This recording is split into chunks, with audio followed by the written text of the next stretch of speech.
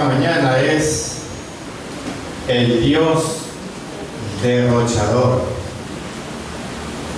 Parece un poco intrigante, curioso el tema, pero la palabra pródigo significa derrochador.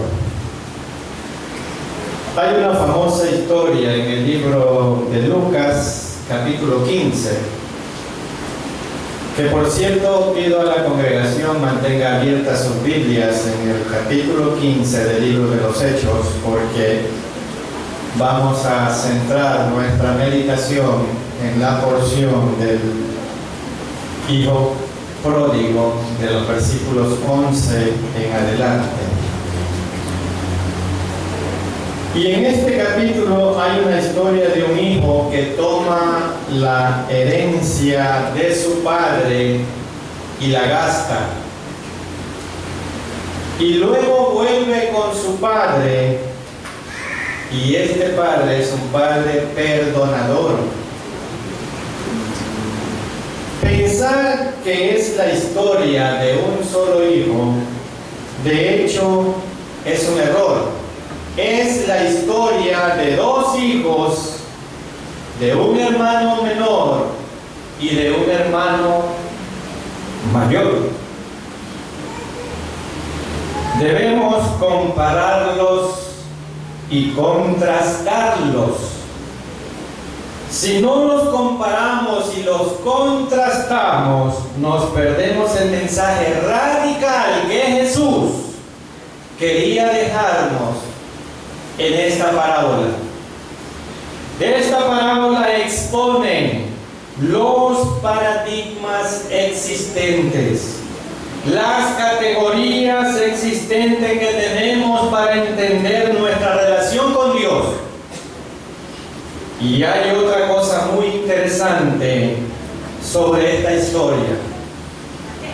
Durante mucho tiempo ha habido una fórmula simple de 3 actos para contar una historia. Conforme se construye la historia, se comienza la información, se ve la información anterior y se fundamenta la información. Luego, en el segundo punto, se introduce el problema o el conflicto. Y en el tercer punto viene la solución. Es lo que normalmente hacemos cuando elaboramos un sermón. Pero Jesús no sigue las reglas aquí. Y la pregunta es, ¿por qué Jesús no sigue esas reglas? Las claves vienen en el primer acto o en la primera división. El primer acto o la primera división comienza con un discurso. El hijo menor va con el padre y le dice lo siguiente. Leamos el versículo 12. Lucas 15, 12. Y el menor de ellos dijo a su padre: Padre, dame la parte de los bienes que me corresponde. Eso es lo que el hijo menor va a su padre y le pide. El padre debió quedarse impresionado con la petición de ese hijo. Y todavía el menor. Hermanos, en aquellos tiempos, si eras padre y tenías 2 hijos, al morir, su herencia se dividía de la siguiente manera: 2/3 al hijo mayor y 1/3 al hijo menor. El hijo mayor en esos tiempos obtenía el doble de cualquiera de sus hermanos. Pero eso solo pasaba, como les dije, si el padre moría. Así que cuando el hijo menor llega y le pide a su padre la herencia, ahora mientras él aún está vivo, básicamente estaba deseando que estuviera muerto.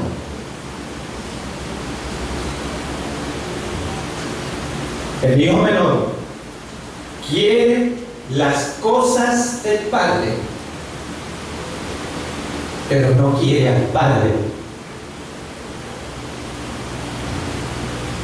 Quiere las riquezas del padre, quiere su herencia, quiere las comodidades, el prestigio y la independencia que esas cosas le pueden dar, pero no quiere al padre. Desea que el padre esté muerto. Eso nos parece increíble, hermanos. Pero más increíble fue la respuesta del padre a la petición del hijo menor. Era de esperar, hermanos, que en el antiguo Medio Oriente el padre echara de su casa en una forma violenta a dicho hijo. Pero este padre no hace esto. ¿Qué dice la historia? Vamos a leer el versículo 12.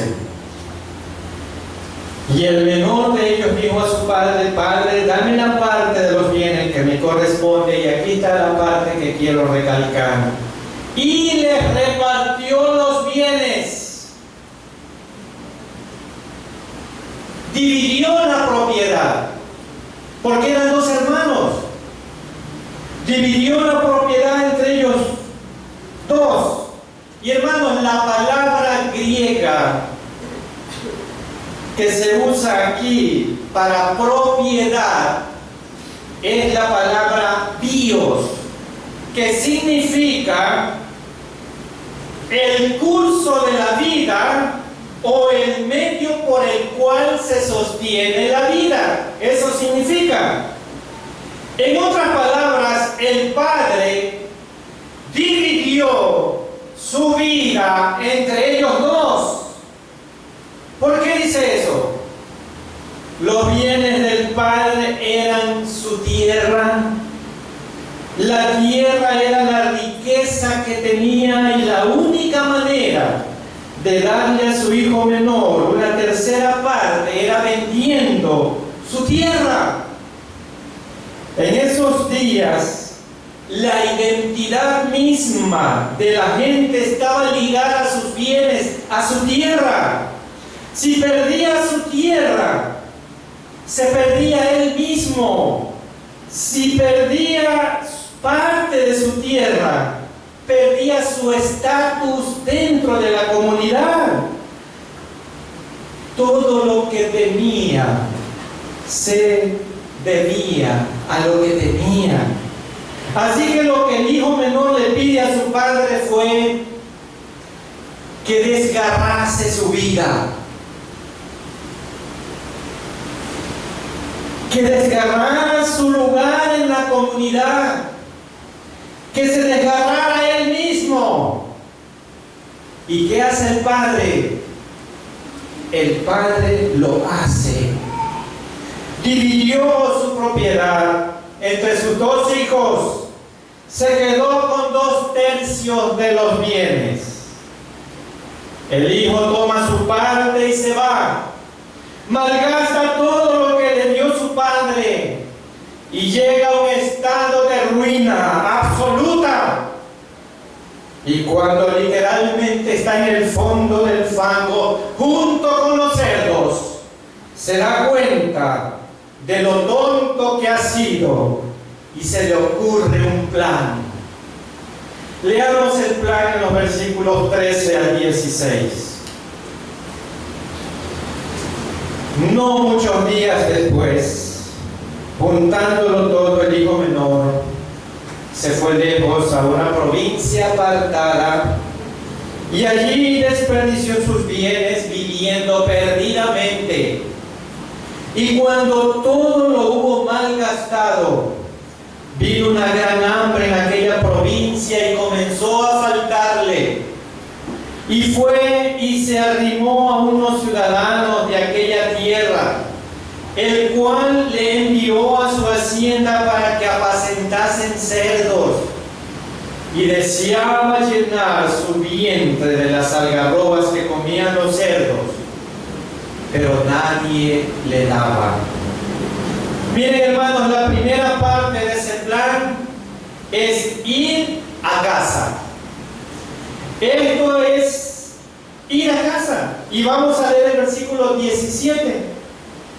Y volviendo en sí dijo: ¿cuántos jornaleros en casa de mi padre tienen abundancia de pan, y yo aquí perezco hambre? Esto es simple y además muy profundo. El hogar no es precisamente un lugar, es una relación donde pertenecemos, es donde te aceptan, y anhela ir a su casa este hijo menor. Pero hay una segunda parte en este plan, y vamos a leerlo en los versículos 18 y 19. Me levantaré e iré a mi padre y le diré: Padre, he pecado contra el cielo y contra ti, y ya no soy digno de ser llamado tu hijo. Hazme como uno de tus jornaleros. Esto no es una petición de que él se quiere volver esclavo. Y atiendan muy bien, hermanos, no. Los esclavos trabajaban en la propiedad y ellos vivían ahí. Los jornaleros vivían en la ciudad y tenían un salario. Lo que intenta decir con esto es que quiere retribuirle al padre. Sabe que no puede volver al hogar cuyos valores ha violado con una simple disculpa y tenía que ser restituido. No, y él se da cuenta que no puede hacer eso. Y entonces él dice: no quiero el estatus de un hijo, no lo merezco, no valgo.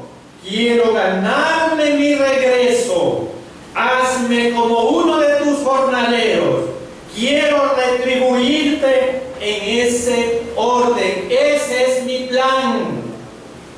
Así que emprende el camino hacia el hogar. El padre lo ve venir a la distancia. Ahora, si usted es padre, si usted que está aquí en esta sala, y ve a su hijo o hija venir, es un hijo o una hija que ha gastado su dinero, despilfarrado sus bienes, ha hecho daño a su familia, y usted lo ve a través de la ventana que usted está sentado, ¿qué haría? ¿Qué haría? Se quedaría sentado diciendo en tu mente: mejor sea que te vayas, eres un mal hijo. ¿Qué dice la historia? Versículo 20. Y levantándose, vino a su padre, y cuando aún estaba lejos, lo vio su padre, y fue movido a misericordia, y corrió y se echó sobre su cuello y le besó. Este padre, cuando lo ve venir a la distancia a su hijo menor, sintió compasión por él, fue movido a misericordia, y el padre no solo que espera que él llegue, sino que él corre, sí, corre. Ahora, hermanos, atiendan esto. Los patriarcas antiguos en el Medio Oriente no corrían, porque eso significaba levantar sus faldas y quedaban expuestas sus piernas a que la gente las mirara. Y eso no podía ser un patriarca. Eso era indigno. Pero este padre lo hace. Muestra un abandono emocional total y corre hacia su hijo y lo besa. Versículos 21 y 22. Y el hijo le dijo: Padre, he pecado contra el cielo y contra ti, y ya no soy digno de ser llamado tu hijo.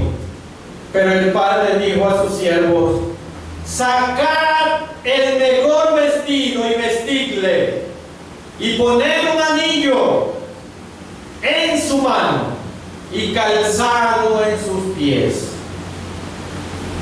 El hijo intenta contarle su plan de restitución al padre, pero el padre no quiere nada de eso. Le dice a sus sirvientes que le pongan un vestido nuevo, que pongan un anillo en su dedo y sandalias en sus pies. El anillo es importante recalcarlo aquí, hermanos. Era un anillo de firma, tenía el sello de la familia. En esos días no se hacían un contrato firmando algo, se ponía el sello de la familia que estaba en el anillo que se ponía en el contrato. Lo que pasó fue lo siguiente: el hijo dijo: no quiero que me regreses a la familia, quiero ganarme mi lugar. Pero el padre dice: no voy a dejar que te ganes tu lugar, te lo voy a dar yo. Y con eso su lugar fue restablecido a este hijo. Así, en un segundo, por la gracia, se le concede y hace una fiesta para conmemorar el día que su hijo vuelve a casa. Algunas personas son como el hermano menor, quieren las cosas que Dios nos da, pero no quieren a Dios. Quieren su independencia, quieren vivir sus vidas como desean vivirlas, y creen que eso les traerá la felicidad. Y algunos de ellos, como el hijo menor, un día deciden volver a casa, y como el padre de esta parábola representa a Dios, no importa quién seas, no importa que tan horribles sean las cosas que has hecho, si vuelves a casa, Dios te aceptará. Él te amará todo por su gracia, solo si vuelves arrepentido. Todos somos como el hijo menor, que cuando llegamos a Dios no somos dignos. Y eso decimos: no somos dignos, quiero ganarme mi lugar, quiero hacer las cosas bien ahora. Y el Dios bíblico nos va a aceptarlo, nos da todos los derechos de que somos sus hijos a través de Jesucristo. Eso es seguro, y por medio de Él somos aceptados. Y al final del primer acto parece que todo vuelve a la normalidad. Los conflictos se resolvieron, el hijo menor fue perdonado por el padre y la familia está reunida nuevamente. No exactamente, hermanos. Hay otro personaje en esta historia, aún no lo conocemos. Él no sabe aún que el hijo menor fue perdonado por el padre y está en esa reunión. Casi siempre cuando las personas piensan en esta historia, se enfocan en el primer acto, o yo digo en la primera división: el hijo menor que vuelve a casa y la aceptación del padre. Y como resultado, casi todo el mundo cree que la historia es sentimental. Si vemos el contexto, si vemos las personas a las que habla Jesús, si vemos los propósitos de Jesús al contar esta parábola, nos damos cuenta que la audiencia original no se estaban secando las lágrimas, no, estaban petrificadas, se sentían ofendidas, porque el propósito de Jesús al contar esta parábola no era darnos un mensaje sentimental de que Dios nos acepta, no importa lo que hagamos.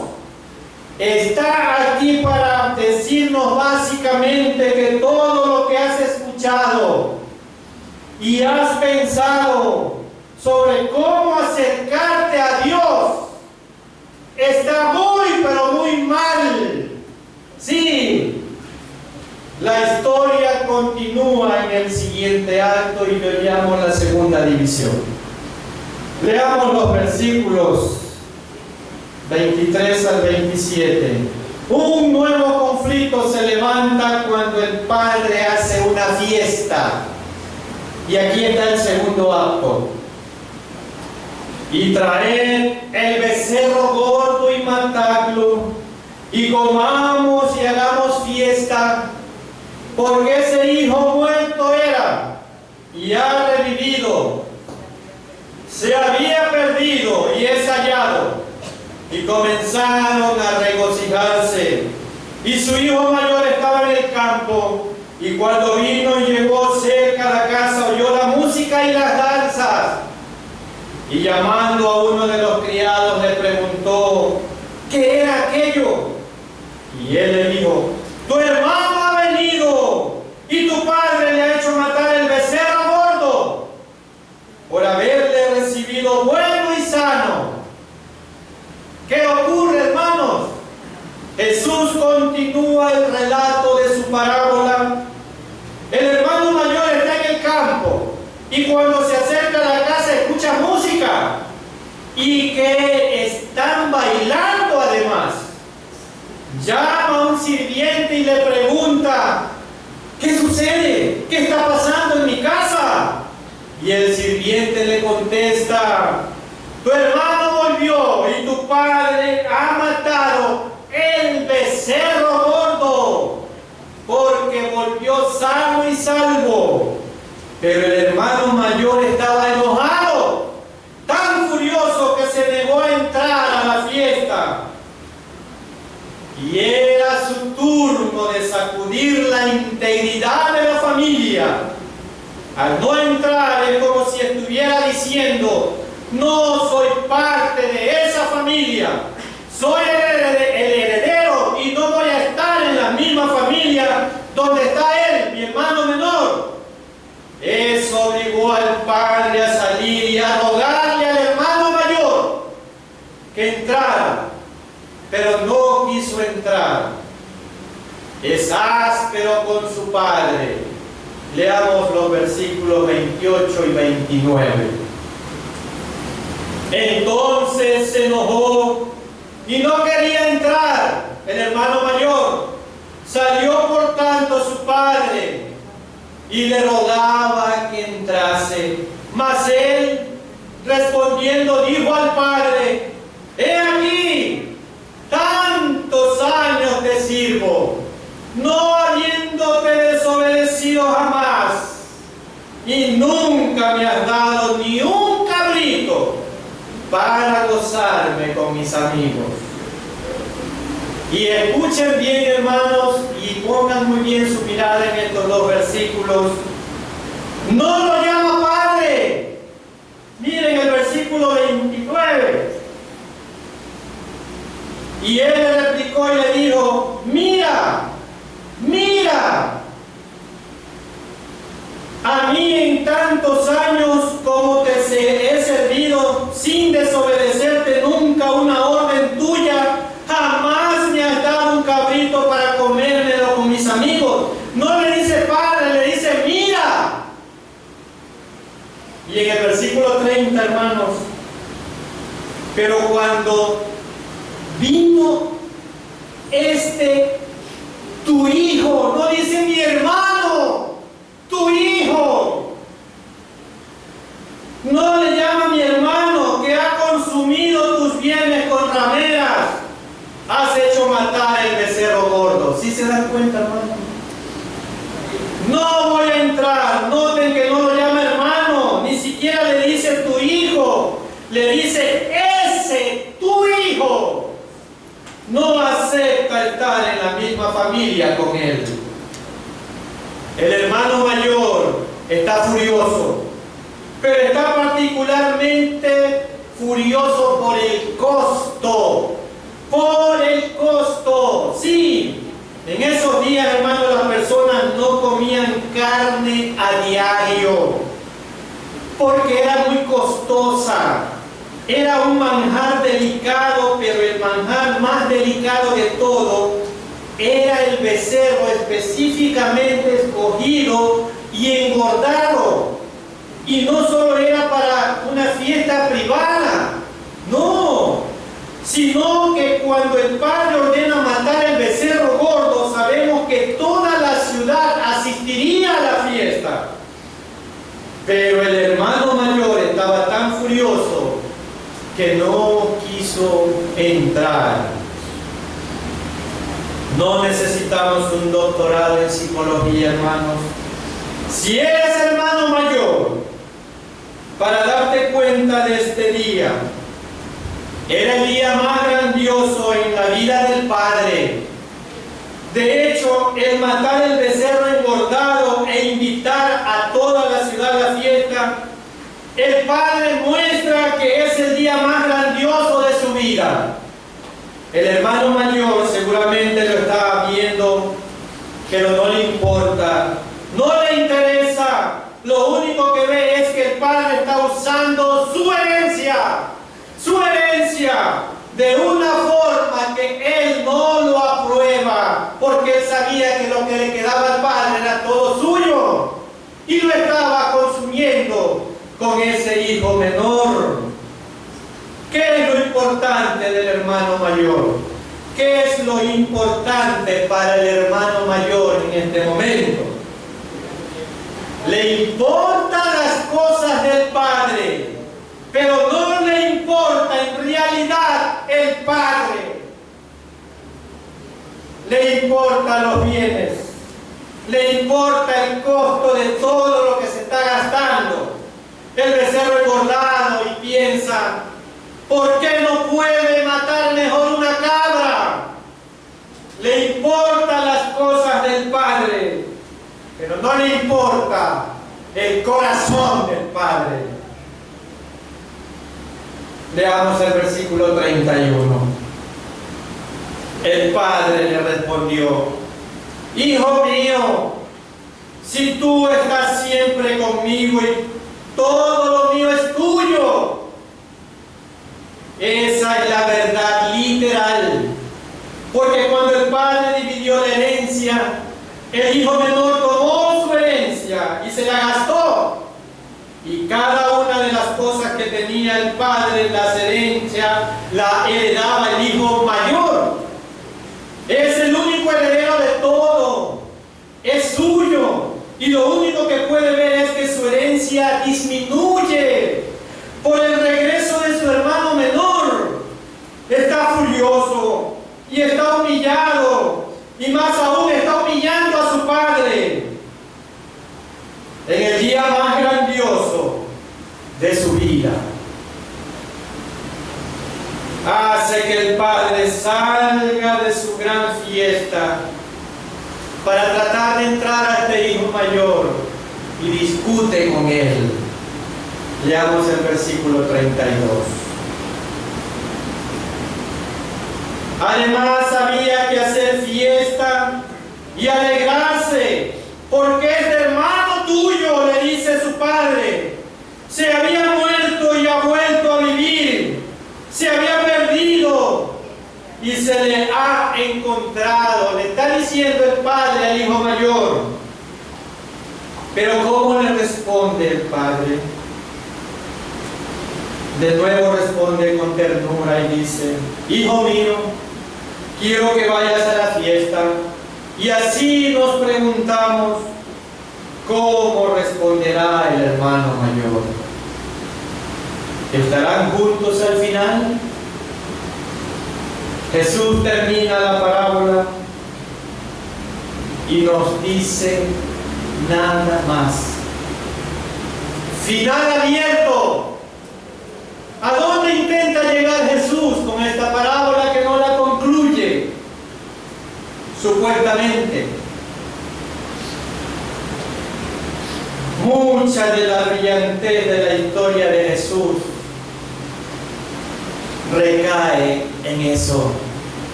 En el primer acto tenemos una descripción del pecado. Vemos al hermano menor y decimos: sí, ahí está, sí, ahí está la descripción del pecado. Insulta al padre, anda con prostitutas y cae en lo más vergonzoso para un judío, que era alimentar a los cerdos, animales impuros, degenerados, descienciosos. Eso es el pecado. Sí, el hermano menor representa el pecado. Pero cuando llegamos al final del segundo acto, Jesús cambia el juego. Esto es lo que vemos. Hay dos hijos, uno bueno y uno malo, pero ambos alejados del Padre. Y nos damos cuenta de que ambos quieren las cosas del Padre, pero no quieren al Padre. Ambos usan al Padre para obtener las cosas que sí aman, que son las riquezas y el estatus y la posición, pero no aman al Padre. ¿Por qué el hermano mayor no va a la fiesta? ¿Por qué el hermano mayor no va a la fiesta? Y miren lo que dice en el versículo 29. Mas él respondiendo dijo al padre: he aquí tantos años te sirvo, no habiéndote desobedecido jamás, y nunca me has dado ni un cabrito para gozarme con mis amigos. Aquí está la razón por la que no entra. No quiere ir a la fiesta. En otras palabras, lo que lo aleja del Padre no es el pecado de su bondad, es su obediencia, es su justicia. Eso es lo que lo aleja del Padre. Sí, su obediencia, su justicia, porque Él le dice: no habiéndote desobedecido jamás, nunca. Eso lo aleja del Padre. ¿Cómo es posible? Hermano menor, el hermano menor intenta controlar las cosas del Padre al romper todas las reglas. Pero el hermano mayor intenta controlar al desobedecer todas las reglas. Mire el contraste. Y a eso les dije en la introducción de este mensaje. El contraste. El hermano menor intenta obtener el control a irse y desobedecer. Pero el hermano mayor intenta obtener el contrato, el control al quedarse y obedecer. ¿Sí? Y Jesús nos muestra que ambos están perdidos. Ninguno de los dos tiene una relación con el Padre. Ambos están alejados del Padre y ambos están alejados de Dios.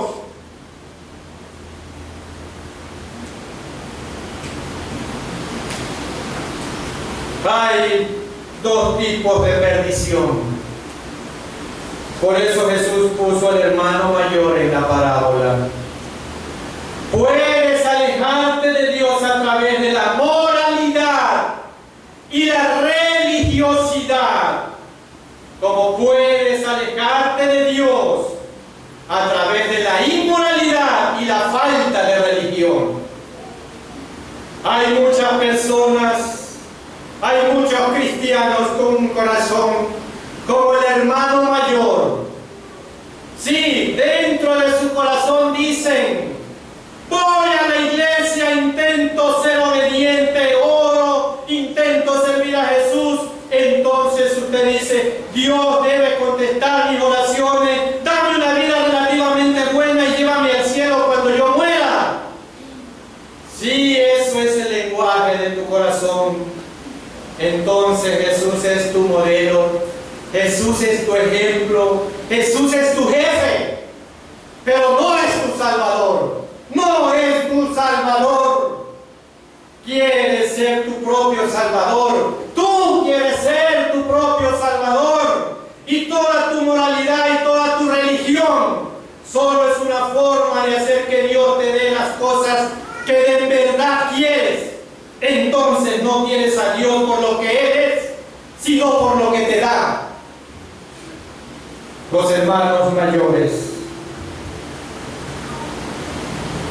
El hermano mayor, el hombre bueno, el hombre que ha cumplido con todas las reglas morales, está perdido. Está perdido hasta donde sabemos. Casi podemos escucharlo cuando termina la historia.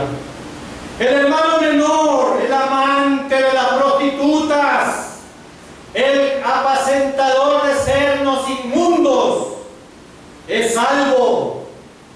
Y el hermano mayor, no lo sabemos. El hombre bueno en rectitud que ha cumplido con todas las reglas morales, está perdido. Está perdido. Muchos pensamos que Dios quiere gente buena, pero Jesús muestra que Dios quiere gente nueva. Muchos pensamos que Dios quiere hermanos buenos, pero Jesús nos muestra que Dios quiere hermanos nuevos. Nuevos. Nos gusta pensar que los buenos son salvos y los malos están perdidos. Lo que Jesús nos muestra es que ambos están perdidos, porque aunque se ven indiferentes en la superficie, en el interior son iguales. Pensamos que la forma de ser salvos es arrepentirse de los pecados, pero Jesús nos muestra que también tienes que arrepentirte de la razón por lo que hiciste algo que no les escuchó, no les pareció. También tienes que arrepentirte. ¿De qué? De lo que tú crees que has hecho y que es bueno. De pronto nos damos cuenta de quiénes son en realidad los dos hijos de la parábola. ¿Recuerdan el contexto? Había dos tipos de personas alrededor de Jesús cuando Él estaba contando esta parábola, ¿se recuerdan? Los recaudadores y los pecadores. Los fariseos y los maestros de la ley. Los recaudadores y los pecadores son como el hermano menor, que se van y viven como quieren. Los fariseos y los maestros de la ley son como el hermano mayor. Ellos se quedan en casa, obedecen y son muy buenos. Esos dos hijos representan en la parábola a esos dos grupos de personas donde Jesús nos dice algo sobre ambos. En la parábola vemos las dos formas básicas en las que los seres humanos intentan hacer que el mundo esté bien, hacer que ellos estén bien y relacionarse con Dios. Una es la forma del autodescubrimiento y la otra es la forma de la conformidad moral. Las personas del autodescubrimiento dicen: voy a vivir como me venga. Voy a determinar qué está bien y qué está mal para mí. Y voy a descubrir mi verdadero yo. Las personas de la conformidad moral dicen: voy a ser bueno. Voy a obedecer el código moral. Ambos grupos dicen: esta es la manera en que todos deben vivir esto. Es lo que nos hará felices a todos. Y eso piensan esos dos grupos. Pero Jesús les dice: ambos están equivocados. Ambos están perdidos. Ambos están lejos del hogar. Hay dos maneras de ser tu propio Salvador. Sí, dos maneras. El Señor nos muestra que había dos maneras de tomar el control de las cosas de su Padre. ¿Recuerdan? El hermano mayor lo hizo al ser muy obediente, muy cumplidor, muy fiel al Padre. Y el hermano menor lo hizo al ser desobediente, gastador y despilfarrador. De la misma manera, nosotros tenemos dos maneras de intentar obtener el control sobre Dios y tener el control de los que nos rodean, nuestras propias vidas. Una es vivir como queremos. La otra es intentando ser muy religiosos y legalistas. Pero con ambos nos perdemos. Sí, nos perdemos. Ambos nos alejan del Padre. Seas el hermano menor o seas el hermano mayor, necesitas volver a casa. Jesús termina la parábola sin ningún desenlace. No determina cuál es la decisión final del hermano mayor. No sabemos qué pasa con esta familia.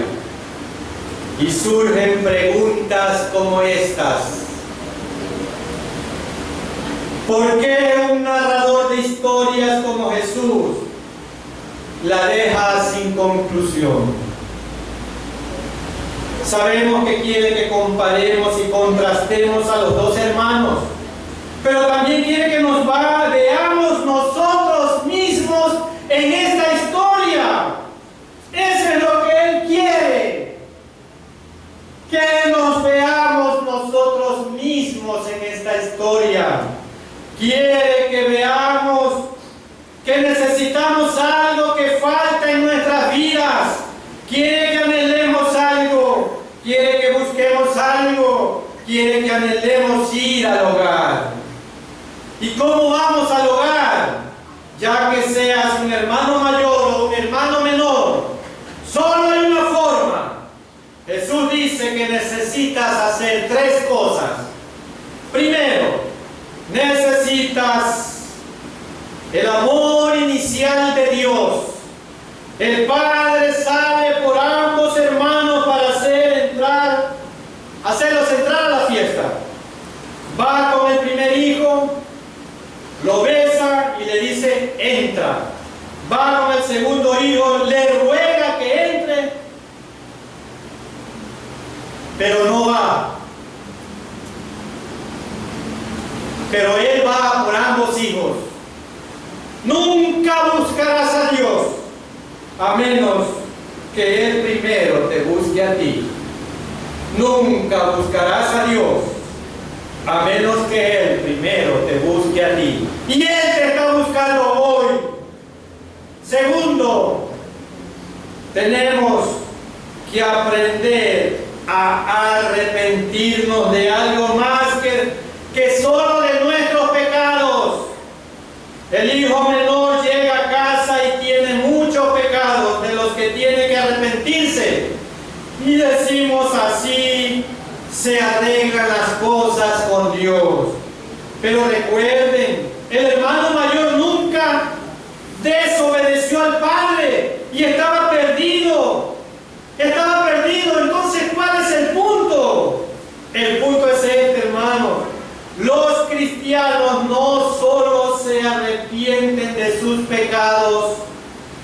Claro que sí, pero también se arrepienten de las razones por las que hicieron las cosas buenas.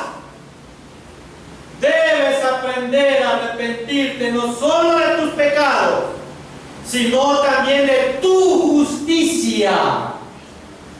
Solo así sabrás que transferiste la confianza de ti mismo a Jesucristo para tu correcta salvación.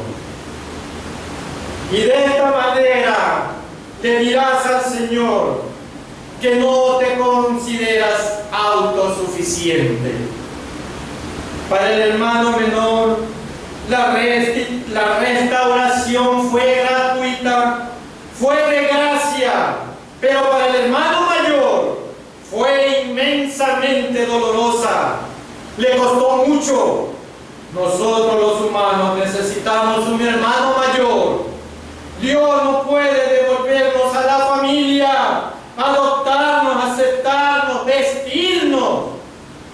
Para el hermano menor la restauración fue gratuita, fue de gracia, pero para el hermano mayor fue inmensamente dolorosa, le costó mucho.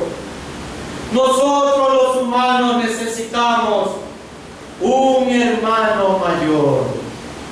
Dios puede devolvernos a la familia, adoptarnos, aceptarnos, vestirnos, solo a expensas del hermano verdadero. Y el hijo menor de la historia, por desgracia, tiene un fariseo como hermano mayor, pero nosotros no. Para nosotros hay un verdadero hermano mayor. Hay uno que amó y obedeció al Padre completamente. Uno que vino a la tierra y amó a Dios con todas sus fuerzas y su alma, su cuerpo, y también amó al prójimo como a sí mismo. Y al final de su vida, ¿qué vemos? No le da un manto real. ¿Qué vemos en ese hermano mayor para nosotros al final de sus días? No le dan un manto real, lo desnudan, no le dan un becerro engordado, le dan vinagre, no le dan un anillo de honor, le dan una corona de espinas. Y ese verdadero hermano mayor viene a nosotros y nos dice: lo hice solo por ti. Sí, lo hice solo por ti. En otras palabras, la salvación es absolutamente gratis para nosotros, pero es increíblemente costosa para Dios. Le costó la vida de su Hijo. No solo necesitamos a un hermano mayor para llevarnos a casa, necesitamos uno que baje del cielo a la tierra. No solo necesitamos un hermano mayor que nos regrese a la familia de Dios y a su propio costo. Necesitamos uno que esté dispuesto a hacerlo al costo de su vida. Nos llevó a casa a un costo infinito para Él mismo, hasta el grado en que nos veamos en la historia, hasta el grado o hasta el momento en que cada uno de nosotros nos veamos en esta historia. No vamos a cambiar.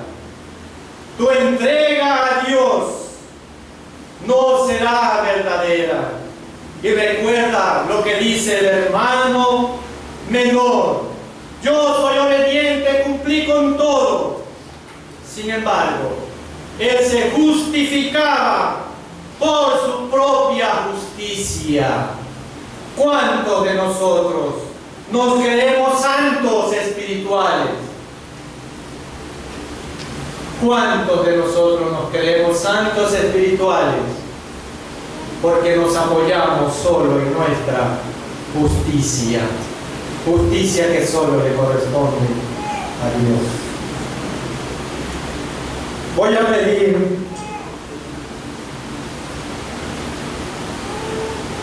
a personas que aún no conocen de Cristo,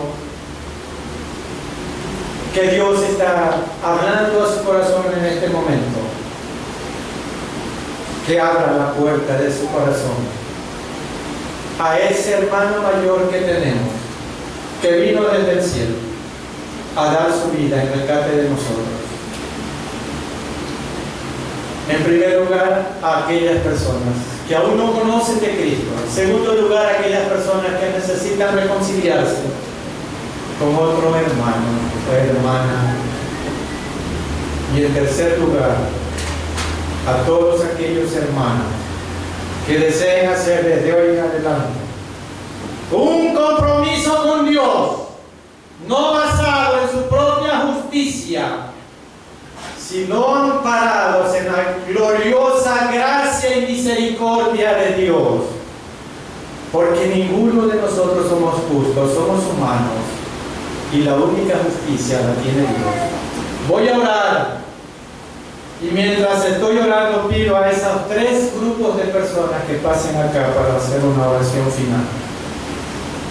Puede pararse y hacer un compromiso con Dios y dejar de ser un hermano calientasillas y ser realmente un hermano comprometido con Dios.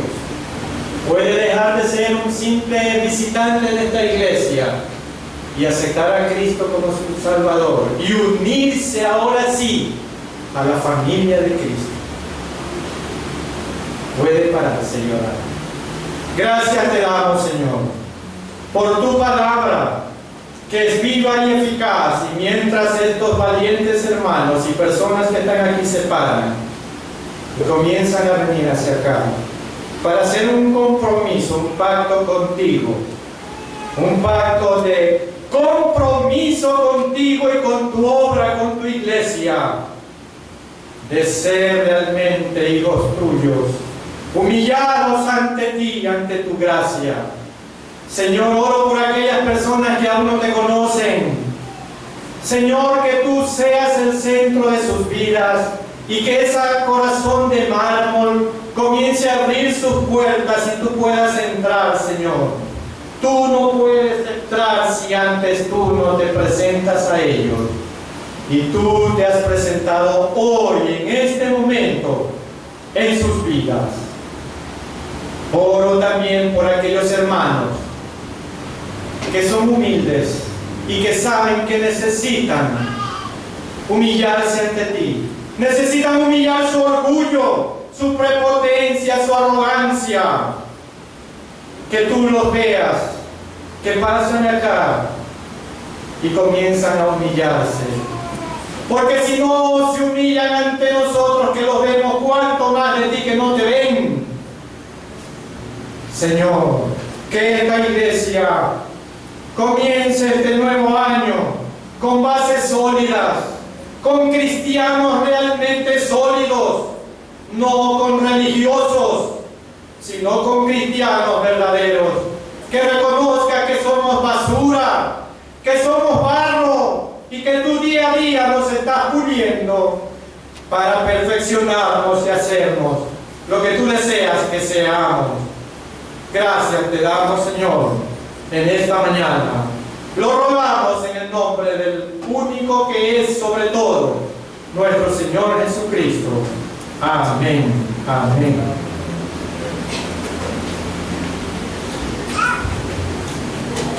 Vamos a orar, hermano. Gracias te damos, Señor, por este grupo de valientes. Tu palabra dice que solo los valientes heredarán el reino de los cielos. Gracias, Señor, porque reconocen que no son nada, que no valen nada, que tú eres el soberano y que no nos podemos basar en nuestra justicia, en nuestros logros, en nuestros títulos, sino solo en tu gracia y en tu misericordia.